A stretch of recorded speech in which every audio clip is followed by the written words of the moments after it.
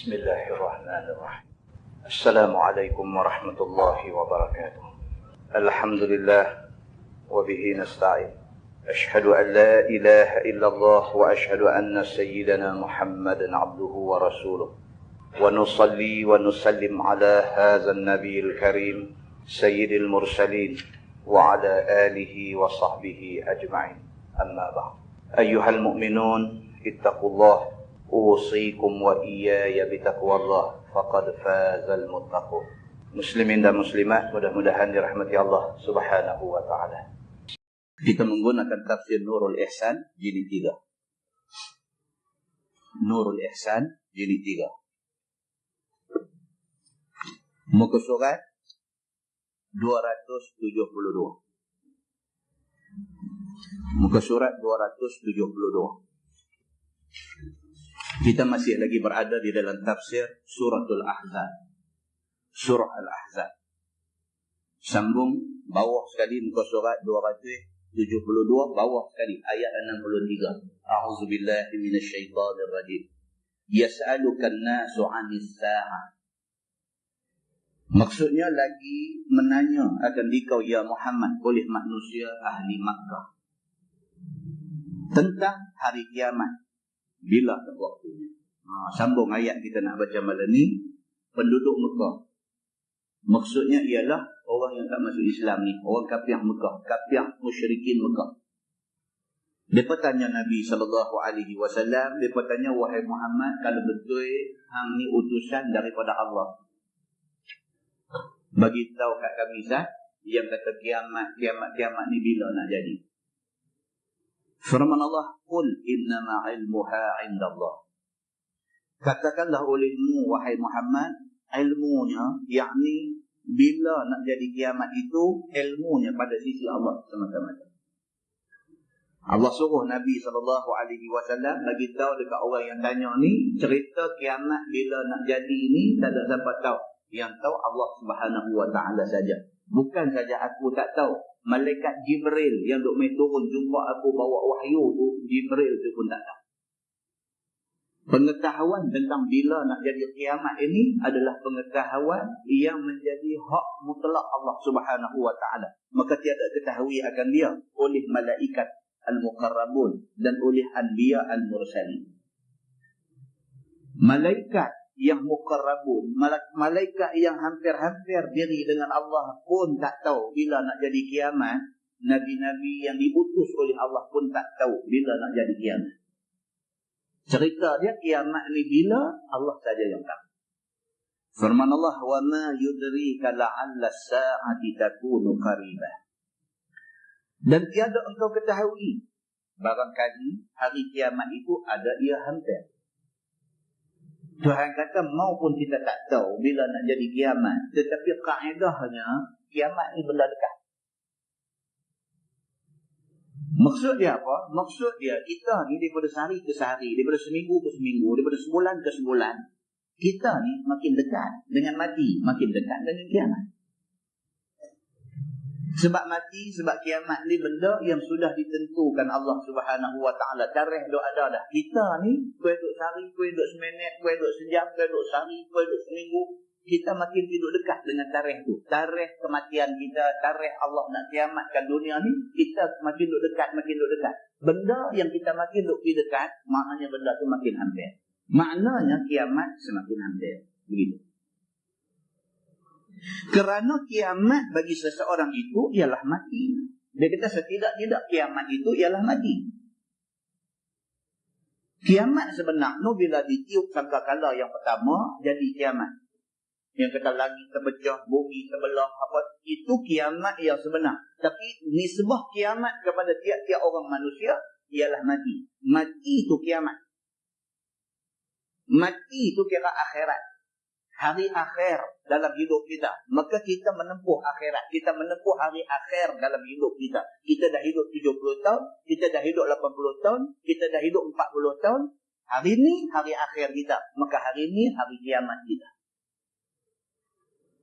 Kita pun tak tahu. Kita tak tak lagi nak mati. Tahkah pukul 2 tak lagi. Celek-celek mata dia menyawa penat tak pasal-pasal. Tak tahu pukul 2 subuh mati. Tahkah pagi esok bangkit nak pergi sembahyang subuh. Masuk pancung terleceh. Kepala terantuk dia.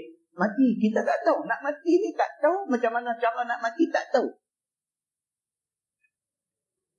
Dah ke esok pagi nak pergi kerja, start kereta keluar-keluar, tak pasal-pasal lori main rempuh kereta kita. Lepas kita tak minta benda ni. Tapi hak Tuhan duk tunjuk jadi keliling mata ni macam-macam cerita dah. Mati ni macam-macam cerita. Maka mati itu dia kata adalah kiamat kepada tiap-tiap manusia. Bila dia mati, maka dia sudah kiamat. Orang lain tunggu bila hari mati itu hari dia kiamat. Kalau tak mati pun akan tiba hari kiamat di mana semua orang akan sekali mati. Maka ni adalah satu benda yang sehari ke sehari dia semakin hampir dengan kita. Firman Allah, innallaha la'anal kafirin.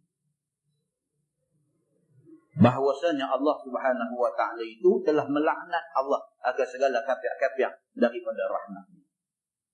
Tuhan tahu dah orang kafir ni bila dia jumpa Nabi, dia tanya soalan tu bukan tanya nak tahu, tapi tujuan tanya soalan tu kerana nak istihza, kerana nak buat main-main dengan Nabi SAW. Dalam Quran ada cerita yang kata golongan munafik, yang kata golongan kafir ni mereka dengan Nabi ni macam mana, ada cerita. Munafik ni apa dia? Dia tiap-tiap kali Nabi buat sesi pengajian, mereka tak pernah attend. Golongan munafik ni bila Nabi buat pengajian di masjid, Nabi buat kuliah, Nabi bagi ilmu dekat sahabat di masjid, munafik tak pernah attend. Munafik hanya seminggu sekali. Semayang jemaat, mereka main. Mereka dengar apa khutbah Nabi nak baca jemaat ni, bila habis semayang, keluar saja, mereka akan buat perli-perli di keliling masjid. Mereka kata apa? Pula dia ada merepet hari ni. Benda ni disebutkan di dalam tafsir Al-Quran. Itu kerja orang munafik. Hadir tak hadir? Apa Nabi duk mengajar, apa Nabi duk terang, apa Nabi duk beritahu, mereka tak berasa nak ambil tahu. Jumaat ni pasti tempat sapi. Pergi gagah dengar. Turun aja tangga masjid, tembak. Merepek apa pula hari ni? Apa pula cerita dia baru hari ni? Cara cakap tu, cakap istihza. Dia kata, cakap nak perli-perli main. Maka bila jumpa Nabi, jumpa Muhammad ni saja nak tanya ni kiamat ni. Bila yang tak tahu kata orang buat Tuhan, perli main.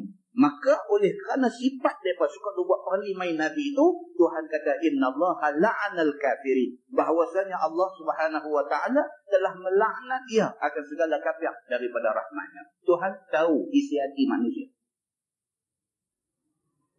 Firman Allah, wa a'adda lahum sa'ira, dan menyediakan Allah bagi mereka itu, yakni bagi orang-orang kafir yang buat perli Nabi ini, Allah menyediakan bagi mereka itu neraka, masuk mereka itu akan dia khalidina fiha abada, hal keadaan kekal mereka itu di dalamnya selama-lama. Wala yajiduna waliyan wala nasira, dan tiada dapat mereka itu wali yang memelihara mereka daripada kena api neraka, dan tiada pertolongan yang dapat menolak neraka daripada mereka itu. Tuhan, dia terus aja daripada. Berapa punya sayang aku dekat Nabi Muhammad SAW. Orang aku sayang, hampa buat macam tu. Berapa punya kasihnya aku kepada Muhammad ni, Muhammad SAW ni, hampa sakiti orang yang aku kasih. Maka balasan setimpal untuk orang yang buat lebih kurang kepada orang yang aku kasih, Tuhan kata apa dia? Yang pertama, innallaha la'anal kafirin. Tuhan laknat mereka.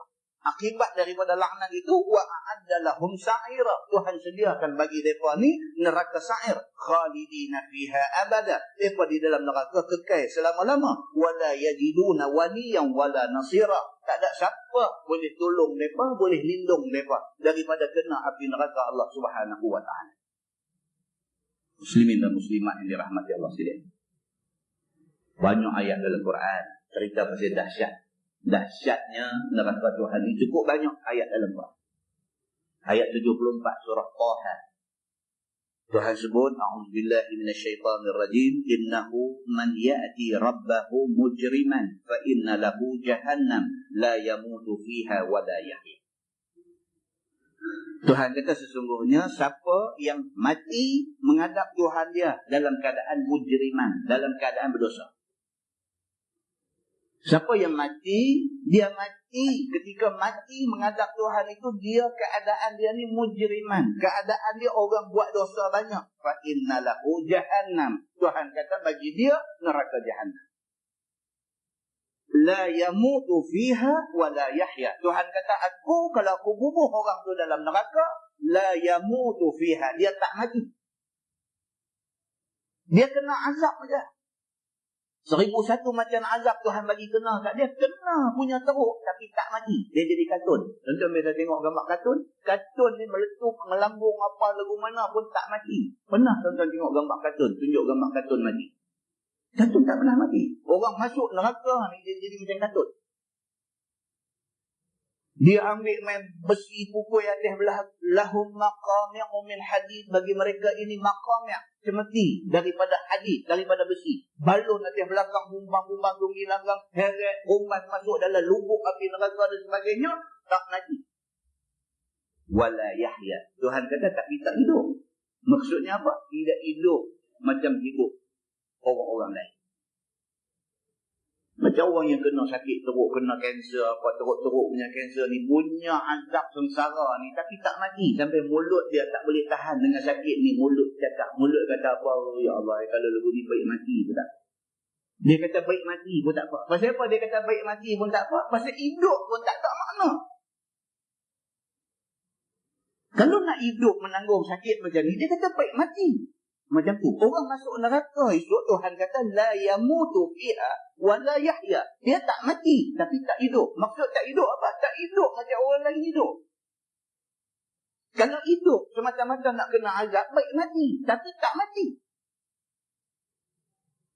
Allah berfirman dalam ayat 115 surah An-Nisa, a'udzubillahi minasyaitonir rajim, wa nuslihi jahannam wa sa'at masir. Tuhan kata, dan aku humbankan mereka ke dalam neraka Jahannam, dan itulah seburuk-buruk tempat kembali.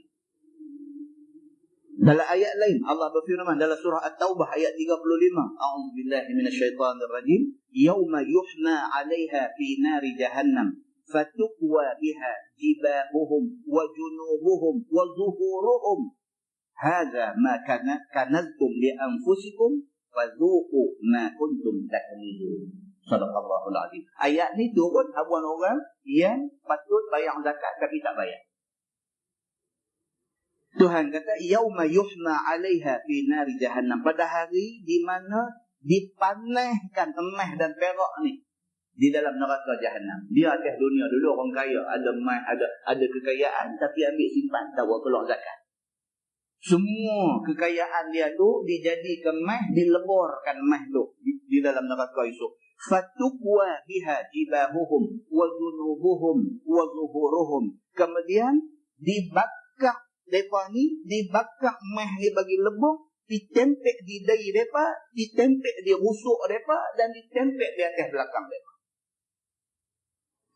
Kekayaan yang dia himpun ni semua dirupakan dalam rupa emas, kemudian emas tu dileburkan dalam neraka, kemudian emas yang lebur tu Tuhan suruh mereka ditempek di dahi, ditempek di rusuk kiri kanan, ditempek di atas belakang dia. Ambil itu azab bagi orang yang himpun kekayaan tidak mau keluar zakat.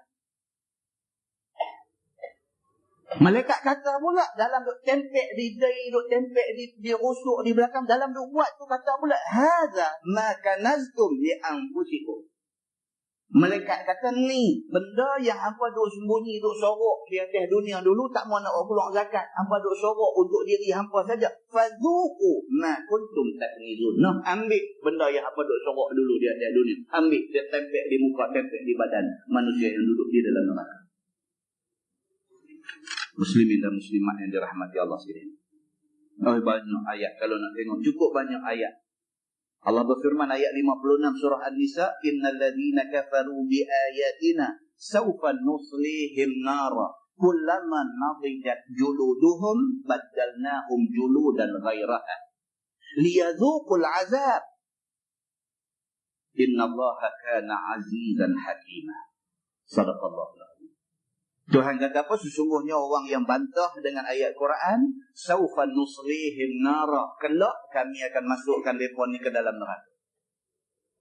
Kullama nadijat juluduhum, tiap-tiap kali badan mereka ni kena bakar dengan api neraka, habis rentung kulit-kulit mereka ni, badalnahum juludan ghairaha. Kami ganti kulit yang rentung tu dengan kulit lain, kami bakar lagi. Masuk neraka kena bakar, rentung. Kullama nadijat juluduhum, tiap-tiap kali rentung kulit mereka ni kena bakar dalam neraka ni, badalnahum juludan ghairah, kami ganti kulit lain dekat mereka. Contoh, orang sains buat kajian. Orang sains buat kajian yang kita bila luka berdarah ni sakit macam apa? Pasal kulit. Pasal kulit. Yang sakit tu pasal kulit. Kulit ni tempat yang paling sensitif. Kulit ni bukan isi dalam ni. Kulit ni yang sensitif. Kulit ni yang duk jadi punca sakit. Deria rasa kita kulit lah. Kita pegang, kita tahu ni elok ke tak elok, kasar ke licin. Kulit ni Allah sebut dalam Quran. Kulit yang menjadi tempat paling sensitif pada tubuh manusia ni. Kulit tu Tuhan sebut julud. Julud ni makna dia kulit. Maka tidak heran Tuhan spesifik sebut kulit. Tuhan tak sebut badan, dia sebut kulit. Memang dia tahu kulit tu yang manusia tu sakit tu, kulit tu punya apa saja. Dia sebut kulit tu. Kullama nadijat juluduhum, tiap-tiap kali rentung kulit mereka, badalnahum juludan ghairah, kami ganti kulit lain pula. Kulit Tuhan sebut. Liyadhuqul azab. Tuhan kata supaya mereka rasa azab ni. Atas dunia dulu bantah ayat Quran, hari ni aku nak mereka rasa azab ni. Innallaha kana azizan hakiman. Sesungguhnya Allah Subhanahu wa taala Tuhan yang Maha Aziz, yang Maha Perkasa, lagi Maha Hakim, lagi Maha Bijaksana. Muslimin dan muslimat yang dirahmati Allah sekalian, ini Tuhan Allah Subhanahu wa taala sebut dalam ayat Quran. Orang-orang kafir musyrikin Mekah yang duk buat main-main dengan Nabi, duk buat tanya perli-perli bila nak kiamat, hang takkan tak tahu hang orang buat Tuhan, takkan Tuhan tak abadkan hang. Kerana duk buat perli-perli kepada Nabi ni, depa disediakan neraka untuk depa, khalidina fiha abada, kekal depa di dalam neraka selama-lama, la yajiduna waliyan wala nasira, tak ada orang boleh tolong depa di dalam neraka esok ni. Sambung ayat tu, firman Allah, yauma tuqallabu wujuhuhum finnar, hari yang ditunggang segala muka mereka itu, muka kafir itu ke bawah, yakni pada dalam neraka. Yang kata masuk neraka ni hari akhirat esok ni, orang yang bantah di atas dunia, di sana masuk neraka. Masuk neraka Tuhan kata, yauma tuqallabu wujuhuhum, muka mereka ni ditomuhkan masuk ke dalam api neraka. Kalau baca ditunggang kan, dia merasa macam tak apa kerja. Tuqallabu ni maksudnya muka duk elok-elok lagu tu, tuqallabu terbalik turun di atas tanah. Kalau dalam bahasa kita kepala baca ni, tomuh ke dalam neraka. Pada hari di mana Allah Subhanahu wa taala tomuhkan muka mereka itu ke bawah, yakni pada dalam neraka. Yaqulun, maka berkata mereka itu, ya laitana ata'na Allah wa ata'na ar-rasula. Kata orang-orang yang kena tomuh muka dalam neraka ni, mereka kata, hai, kalaulah mudah-mudahan, kalaulah kami taat akan Allah dan taat kami akan Rasulullah pada tauhid Allah. Bila kena tomuh masuk dalam neraka tu, dandan mulut ni kata.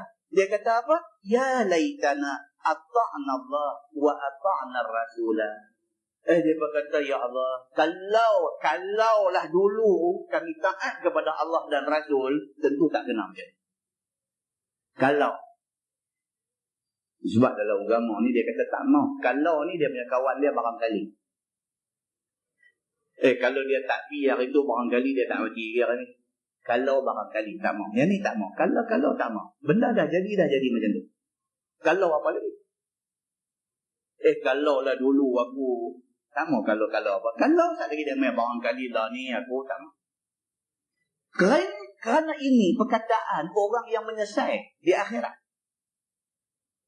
Bila dah jadi macam tu, bila dah masuk neraka, bila dah kena tomuh muka masuk lagi ke dalam api neraka ni, pada masa tu baru nak kata, ya laikan, wahai Tuhan kami, kalaulah dulu ata'na Allah, kami taat kepada Allah, wa ata'na rasulah, kalaulah dulu kami taat kepada Nabi, tentu tak jadi macam ni. Firman Allah, waqalu, dan berkata segala yang mengikut, Rabbana inna ata'na sadatana wa kubara'ana fa'adalluna sabila. Kata mereka yang duduk dalam neraka ni, wahai Tuhan kami, bahawa kami telah taat ikut segala pengulu kami dan segala orang-orang besar kami, maka menyesat mereka itu akan kami, akan jalan hidayah agama Engkau. Oh, masa tu dia nak tuduh orang lain. Bila dah kena masuk neraka, dilayan sebegitu rupa, dilayan dengan seburuk itu di dalam neraka, mula-mula nak merepek. Mulalah orang yang masuk neraka ni kata, Rabbana, wahai Tuhan kami, inna ata'na sadatana. Kami ni silap bukan kerana kami. Kami silap ni kerana orang-orang besar kami dulu. Pemimpin-pemimpin kami dulu. Wa kubara'ana, dan orang-orang kabir, orang-orang besar dulu. Fa'adalluna sabila. Mereka punya pasal yang kami jadi sesat.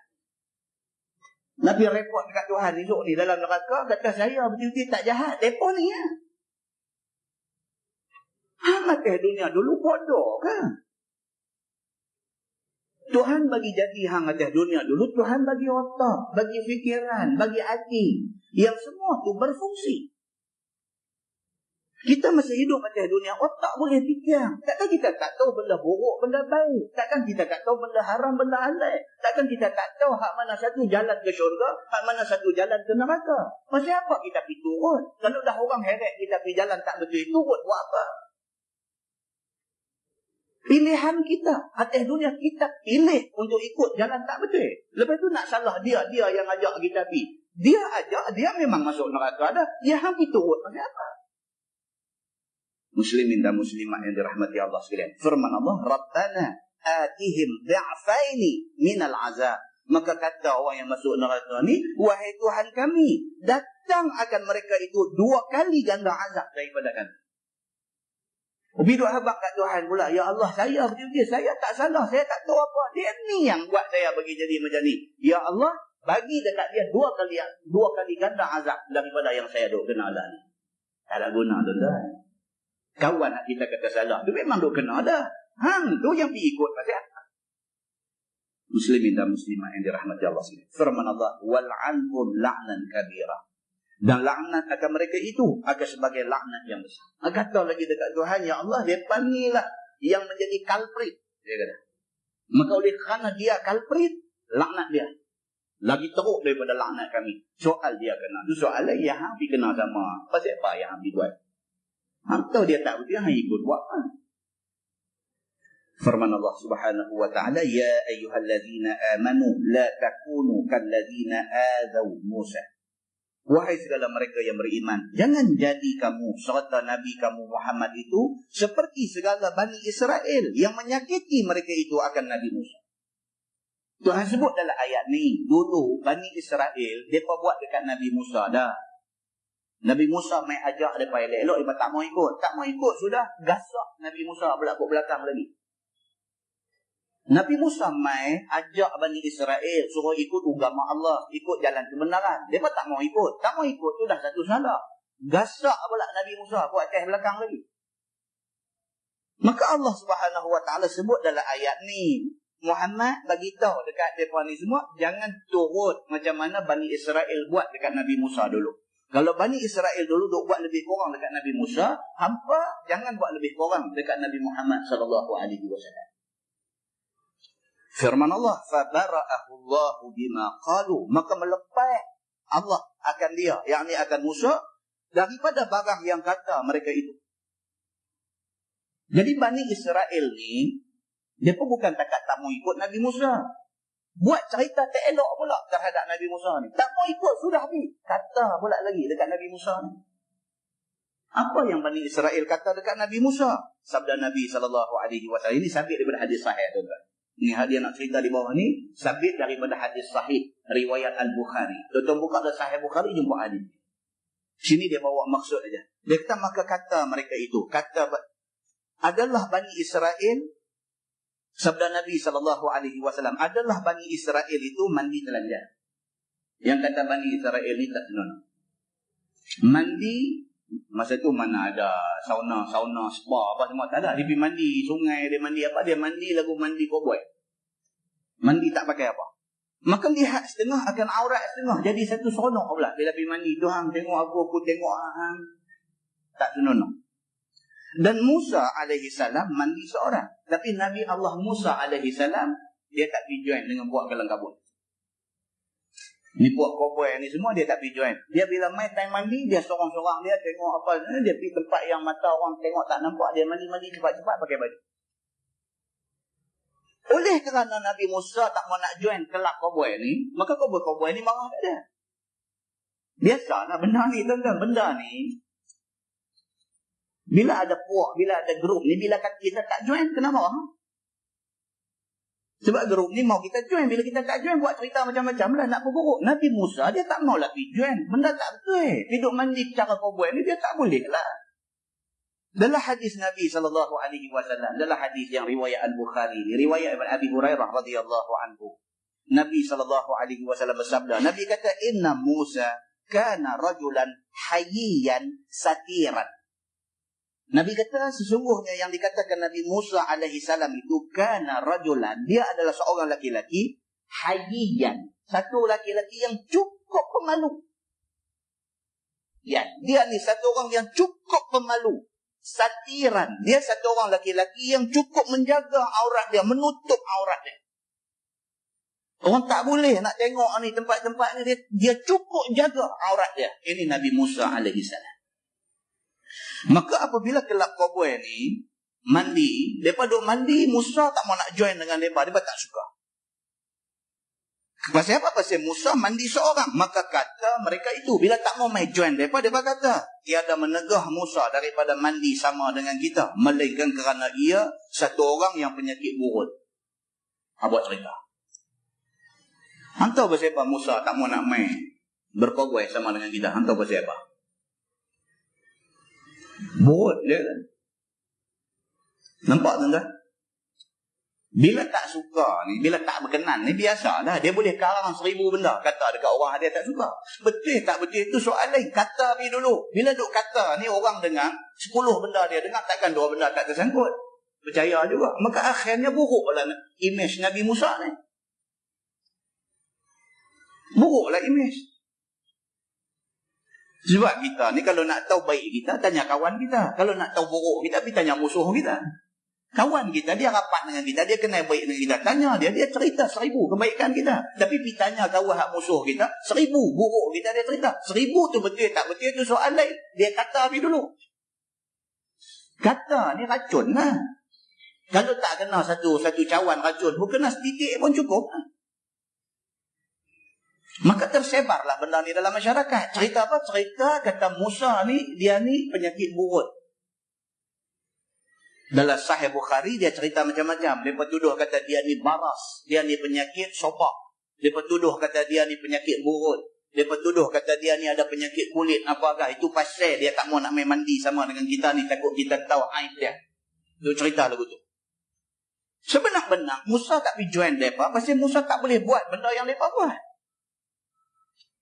Maka pada satu hari Nabi Musa pergi hendak mandi. Satu hari Nabi Musa nak pergi mandi seorang lah. Taruh kainnya di atas batu. Maka bawa lari batu dengan kainnya. Satu hari ditakdirkan Allah benda ni nak jadi. Tuan-tuan, saya ingatkan lagi sekali. Ini di dalam Sahih Al-Bukhari. Ini hadis sahih. Ini benda jadi betul. Jangan tadi dia duduk main karun. Ini batu lari pula. Ini sabit daripada hadis yang sahih. Riwayat Al-Bukhari.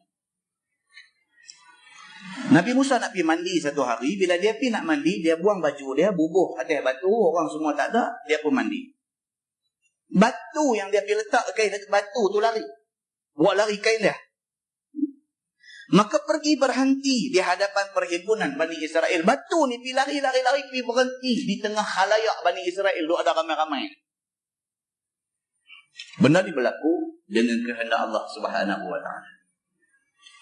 Maka ikut Musa. Mau tak ikut. Kita pun kalau orang pelari baju, mau tak ambil. Keri rengkung lah ambil. Hambat lah. Hambat batu ni lagi. Dia hambat lagi laju. Dia hambat lagi laju. Oh, dia kata kacau macam ni. Bila sampai di depan khalayak Bani Israel ni, hadu bercakap, buat cerita macam-macam, semua duk ada. Ni batu tu pergi berhenti depan ni semua. Maka ikut Musa. Nabi Musa ikut sampai tang tu. Ambil kainnya. Depan-depan orang ramai semua dia ambil kain dia. Maka lihat mereka itu akan dia. Tiada burut. Puak ni tengok-tengok. Elok dia kata. Tak siapa yang bila cerita kata burut, kata sopak, kata apa. Tak ada apa. Dalam Sahih Bukhari dia sebut di sana. Dia kata la yura min jildihi syai'un fara'auhu uryanan ahsana ma khalaqallah. Dalam hadis tu dia cerita apa? Dia kata la yura min jildihi syai'un. Dia kata di kulit. Nampaklah dia ni. Pasal dia lari ni. Fara'auhu uryanan. Itulah sekali Tuhan bagi Bani Israel tengok Nabi Musa dalam keadaan uryanan. Dalam keadaan tak ada sorak benang di badan dia. Pertama kali mereka tengok yang kata Nabi Musa ni lari mai dalam keadaan tak ada apa di pakaian. Di badan dia tak ada satu pakaian pun. Bila mereka tengok macam tu, la yura min jildihi syai'. Tak ada satu benda pun yang orang duk tahmah selama ni pada kulit dia. Tak ada. Yang kata sopak tak ada. Buang hujung jari kelingking. Kau kata kulit nak sopak tak ada. Kau kata buruk dah. Duk elok aja. Kau kata dia ada penyakit kulit gatal apa tak ada. Bahkan dia kata ahsana ma khalaqallah. Itulah yang terbaik yang dijadikan oleh Allah kepada manusia. Tengok-tengok tu potong habis segala hak orang duk cakap selama ni. Tujuan Allah takdirkan benda tu jadi apa dia? Kerana nak membersihkan Nabi Allah Musa alaihi salam daripada tohmahan orang-orang jahat yang berniat jahat nak memburukkan Nabi Allah Musa alaihi salam ni. Maka lihat mereka itu akan Nabi Musa tiada burut. Iaitu batu yang diwahykan Allah suruh pukul ketika Musa minta hujan. Maka memancar 12 mata air daripada batu tu. Itu mukjizat Nabi Musa. Batu yang awak lari tu, batu itulah kemudiannya bila jadi kemarau, orang main minta tolong Nabi Musa. Allah perintah Nabi Musa ambil tongkat, pukul. Idrib bi'asakal hajat. Guna tongkat tu pukul batu ni. Bila pukul dia terpanjang keluar 12 punca mata air. Batu tu lah. Batu yang pelari baju dia. Firman Allah, wa kana indallahi wajiha. Dan adalah Musa alaihi salam pada Allah itu ampunya kemegahan. Nabi Musa yang orang duk tahmah, duk kata macam-macam ni, di sisi Allah Subhanahu wa taala, dia orang yang Allah bagi kemegahan kepada dia. Maka dibinasa Allah akan Fir'aun dan Haman dan Qarun dan kaum mereka itu. Tak kalah bantah mereka daripada ikutnya nak beriman. Siapa juga yang lawan Nabi Musa, Allah binasakan semua sekali. Sehebat-hebat Fir'aun, Allah tenggelamkan dia dalam Laut Merah. Sehebat-hebat Haman, menteri yang menjadi penasihat utama kepada Fir'aun, binasa Haman ni sama dengan Fir'aun di dalam Laut Merah. Qarun bukan orang lain, sepupu Nabi Musa. Qarun ini sepupu Nabi Musa. Allah bagi dekat dia kekayaan melimpah. Wah, tiba-tiba dia bantah tak mau ikut agama yang dibawa oleh Nabi Allah Musa alaihi salam. Binasa Qarun dengan kehendak Allah Subhanahu wa taala. Pendek kata, siapa lawan Nabi Musa, Allah musnahkan semua sekali. Maka kemegahan bagi Nabi Allah Musa alaihi salam. Dan setengah daripada disakiti Nabi kita Muhammad sallallahu alaihi wasallam itu, yang ni dia ceritalah. Nabi Muhammad pun kena juga daripada kalangan orang yang hidup pada zaman dia. Nabi Muhammad pun kena sakiti juga. Bahawa berbahagi rampasan perang Hawazin. Maka kata seorang laki-laki, ini bahagian tiada dikehendaki wajah Allah Subhanahu wa taala. Maka marah Nabi sallallahu alaihi wasallam bila berlaku perang. Menang tentera Islam, balik. Bawa balik harta rampasan perang. Dia panggil ghanimah. Bila bawa balik, Nabi bagi buat pembahagian harta. Ada pula satu Muhammad mana ke bangkit. Satu Muhammad mana bangkit. Bangkit. Dia kata apa? Ini tidak adil. Dia kata lagu tu. Apa? Iklan apa lah radio tu? Ini tidak adil. Bila Nabi duk bahagi tu, dia bangkang pembahagian yang Nabi buat. Dia kata apa? Ini tidak adil. Apa yang Nabi buat ni tak adil. Merah muka Nabi. Nabi kata, kalau aku utusan Allah, Rasulullah, kekasih Allah pun hang kata tak adil, tidak ada manusia yang adil atas muka bumi. Nabi kata. Disakiti hati Nabi dengan kata-kata tu. Orang tak percaya ni. Orang tak percaya. Nabi ni dia tak percaya. Maka sangatlah kecil hati Nabi. Maka bersabda Nabi SAW, dia rahmat Allah akan Musa. Sungguh apabila disakiti dia, terlebih banyak daripada ini, maka sabar ia. Oh, yang kata Nabi Muhammad ni, bila orang jengkel dia macam tu, orang cabar dia macam tu, berasa hati dia, berubah ayak muka dia. Tapi dandan dia ingat. Dia kata, nak banding aku dengan Nabi Musa alaihi salam tak boleh banding. Nabi Musa lagi teruk disakiti oleh umat zaman dia, tetapi sabar dia. Maka aku lebih lagi kena sabar. Nabi Muhammad kata macam tu. Hadis itu riwayat Al-Bukhari. Dia kata, sambung ayat tu, ya ayyuhallazina amanu taqullah. Wahai segala mereka yang beriman, takut olehmu akan Allah dengan junjung suruh dan tegahnya. Wa qulu qawlan sadida, dan kata olehmu perkataan yang benar-benar. Allah pesan, suruh Nabi Muhammad abang mai dekat kita, kalau kita betul-betul beriman, cakap yang benda betul. Bercakap benda benar. Jangan cakap benda bohong, benda tipu. Firman Allah, yuslih lakum a'malakum. Mensalih ia, yakni mensalihkan Allah bagi kamu akan amalan kamu. Terima akan dia. Kalau betul-betul kita beriman kepada Allah, Allah Subhanahu wa ta'ala pesan dekat kita, cakap benar. Bila masa pun cakap benar. Kalau kita buat amal soleh, kita cakap benda-benda yang benar, Allah Subhanahu wa ta'ala akan bantu kita menjadikan semua amalan kita soleh belaka. Itu tuan. Jadi orang soleh ni beruntung. Pasal apa? Pasal berapa banyak orang Islam dalam dunia ni semayang, masa tahiyat dia akan doa untuk orang-orang yang soleh. Assalamu alayka ayyuhan nabi wa rahmatullahi wa barakatuh. Assalamu alayna wa ala ibadillahi salihin. Kalau kita ni termasuk di dalam ibadullah, di dalam kalangan hamba Allah yang salihin, kita termasuk dalam doa orang yang duk baca tahiyat ni. Sendiri, otomatik dia masuk. Kalau kita ni buat amal soleh dan Tuhan terima kita, Tuhan jadikan kita ni di kalangan salihin, di kalangan orang-orang yang saleh. Bila orang semayang, orang baca tahiyat, orang minta keselamatan ke atas ibadah, ke atas hamba Allah yang salihin, masuk kita sekali. Maka untung orang-orang yang masuk dalam kumpulan salihin ini.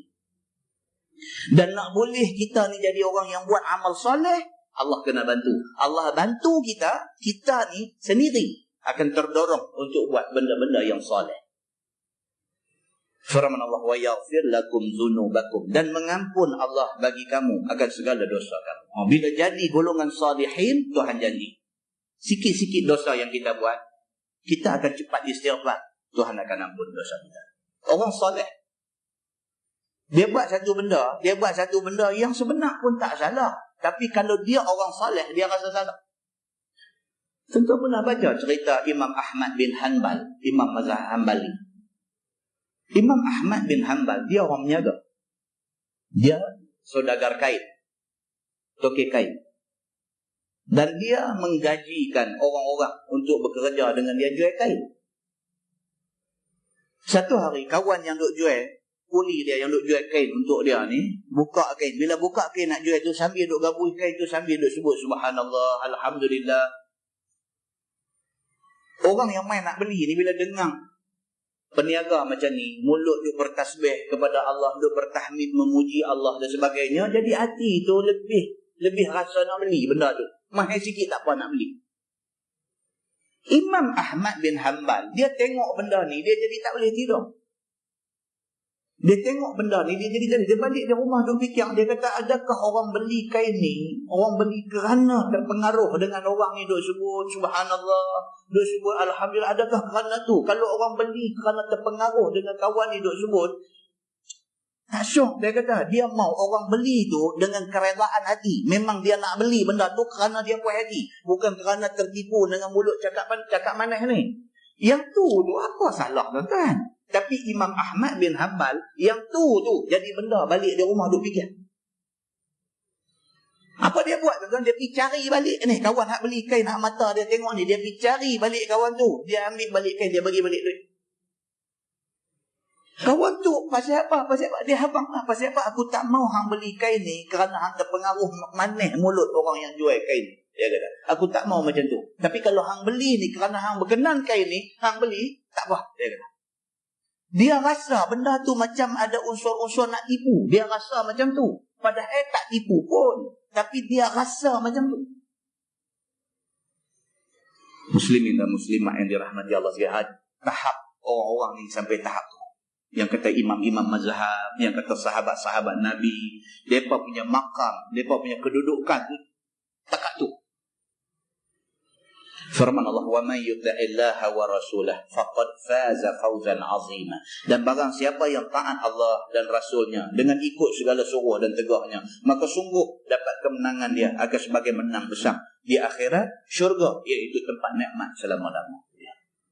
Allah Subhanahu wa taala sebut dalam ayat tu, dia kata siapa taat Allah, siapa taat Rasul, dia menang. Menang kalah ni diukur dari segi sejauh mana dia taat Allah dan taat Rasul. Kalau dia taat Allah dan taat Rasul, nampak kalah, tetapi di sisi Allah dia menang. Kita tuan-tuan ada anak 5 orang. Kita ada anak 5 orang. 5 anak kita jadi golongan profesional, jadi doktor pakar, jadi lawyer yang terkenal, jadi engineer besar, buka syarikat sendiri, jadi semua berjaya 5 orang. Tapi 5 orang tak semayang, tak sujud semayang kepada Allah. Mata orang kata dia ni hebat, dia ni bapak misali, PIBG sekolah buat mesyuarat panggil dia main cakap, macam mana dia boleh didik anak dia berjaya 5 orang ni? Di sisi Allah dia tak berjaya. Pasal apa? Anak tak sujud kepada Allah Subhanahu wa taala. Tapi kalau kita ada 5 orang anak, 5 berjaya cemerlang atas dunia, akhiratnya masya-Allah. Ini berjaya. Ini orang berjaya. Maka ukuran Allah, ukuran kejayaan di sisi Allah Subhanahu wa taala itu sejauh mana dia taat Allah dan Rasul. Dia taat Allah dan Rasul, Tuhan kata faqad faza fawzan 'azima, maka dia dapat menang besar dunia dan akhirat. Muslimin dan muslimat yang dirahmati Allah sekalian, firman Allah, inna aradna al-amanata 'ala as-samawati wal ardi wal jibal. Bahawa kami, yakni Allah, telah kami lentang, telah kami bentang, telah kami tawarkan, telah kami offer amanah kami atas segala langit dan bumi dan bukit. Tuhan kata apa? Tuhan kata satu amanah Tuhan offer dekat langit, dekat bumi, dekat bukit. Tuhan tawarkan amanah ini kepada langit, kepada bumi, kepada bukit, makhluk Allah yang besar-besar. Maka amanah itu ialah segala taatnya. Yang kata amanah itu ialah taat Allah. Tuhan nak amanahkan ketaatan ini kepada langit, kepada bumi, kepada bukit, kepada ni makhluk-makhluk yang besar-besar. Daripada semayang, puasa, zakat, haji dan lainnya, daripada tiap-tiap yang diberi pahala pada kerja. Ini benda-benda baik ini. Bila buat dapat pahala, benda ni amanah. Semayang tu amanah. Kalau kita tak semayang, kita tak amanah. Semua benda yang Tuhan suruh buat, yang kalau buat Tuhan bagi pahala, itu amanah. Baca Quran, itu amanah. Baca Quran itu amanah. Kalau kita baca Quran hari-hari, kita orang yang menunaikan amanah. Semua benda yang kalau buat dapat pahala adalah amanah di sisi Allah. Amanah ni Allah tawarkan kepada langit.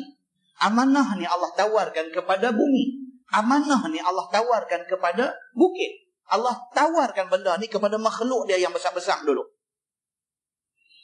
Maka jika mereka itu sempurna akan dia, yakni menunaikan amanah itu, memberi pahala akan mereka itu. Dan jika mereka itu sia-sia akan dia, maka diseksa mereka itu.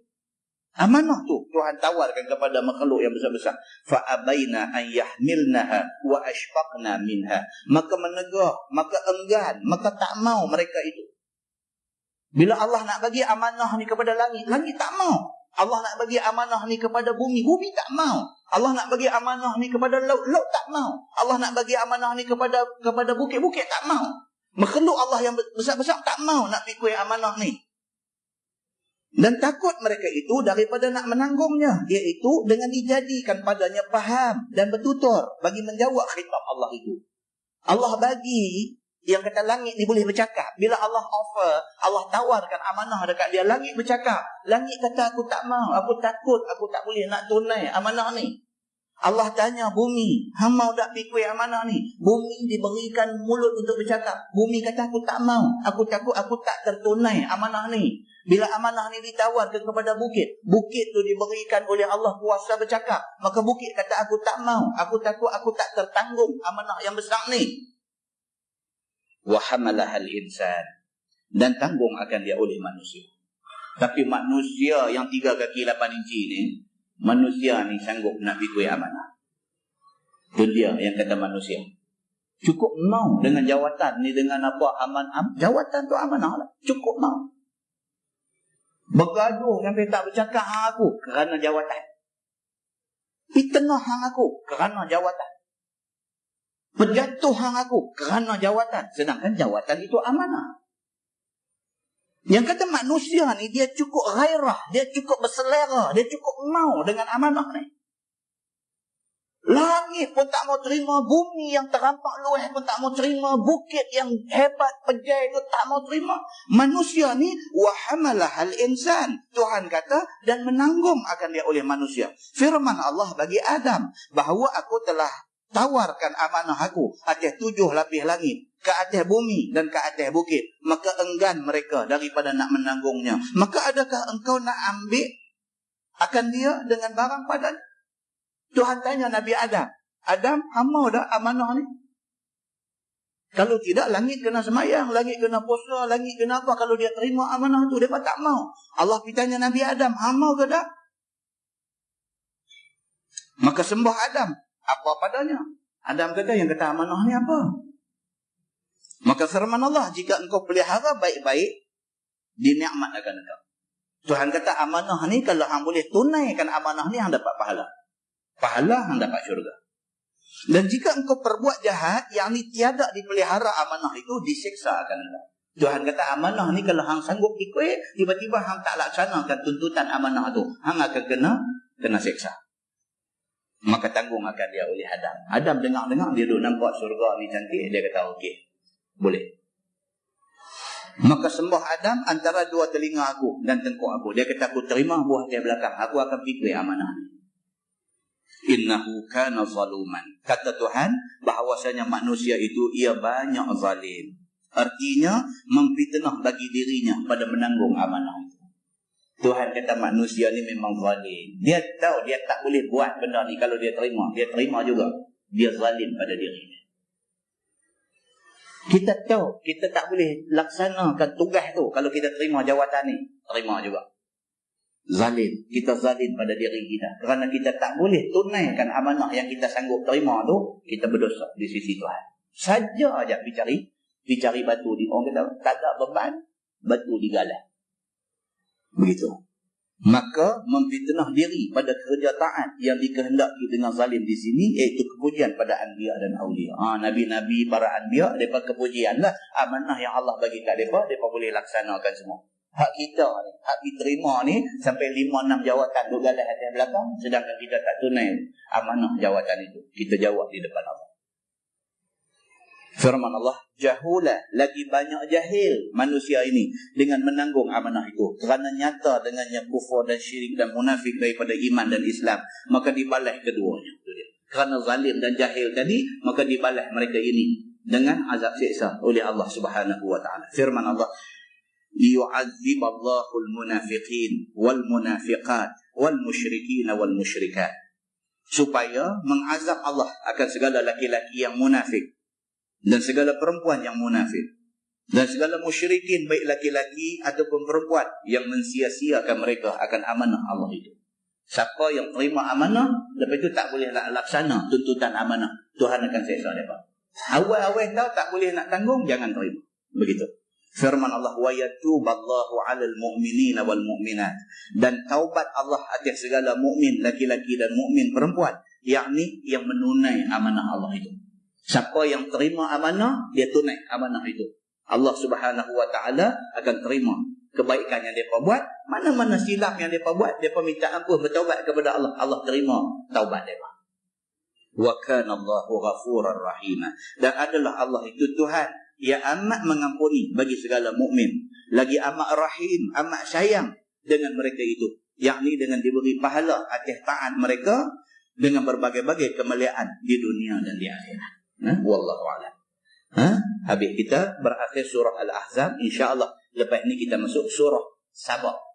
Surah Saba Makkiyah. Akan menyusul selepas ini insyaAllah surah Saba yang diturunkan di Mekah. Dia ada 54 ayat. Surah Saba ini diturunkan selepas daripada surah Luqman.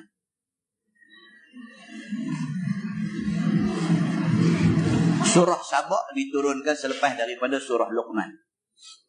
Saba ni ialah asal daripada nama satu kabilah Arab di negeri Yaman. Ada satu kabilah Arab nama dia kabilah Saba. Mereka ni akhirnya menjadi sebuah kerajaan besar. Dan kerajaan dia dinamakan Kerajaan Sabaiyah. Ini yang kita nak baca insya-Allah pada bulan depan. Mereka berjaya. Yang kata kaum Saba ni, mereka berjaya membina satu empangan besar. Buat satu empangan besar. So daripada negeri padang pasir kering kontang, kerana kehebatan mereka, atas bantuan Allah, mereka boleh bina satu empangan besar, maka negeri yang asalnya kering kontang tu jadi subur sesubur-suburnya. Segala macam pokok, buah-buahan, sayur-sayuran, semua kira subur di kawasan tu. Allah anugerahkan kesuburan, kemakmuran dan sebagainya kepada penduduk negeri Sabah ni. Bila Allah bagi makmur, bila Allah bagi subur negeri, bila Allah bagi limpah nikmat yang mencurah-curah ni, jadi apa yang selalu jadi? Maka penduduk negeri Sabah lupa kepada Allah Subhanahu wa taala. Dia selalu begitu. Benda ni tak boleh elak, tuan-tuan. Kita tak mau pembangunan, tak boleh. Kita kena terima pembangunan. Tapi bila terima pembangunan dia main sekali dengan hak mampu banyak-banyak. Tak boleh buat apa. Dia main sekali. Kita nak tutup Malaysia daripada menggunakan internet. Tak boleh. Pasal apa? Pasal ini, internet ni kalau diguna secara baik, dia sumber maklumat yang borderless, yang tak ada border, tak ada sempadan. 1001 macam maklumat tu ada dalam internet ni. Kita tak boleh tahan daripada internet masuk negara kita. Kita buka. Bila kita buka, internet disalahgunakan. Maka masuk sekali dengan internet ni, segala benda buruk kita tak boleh nak buat apa.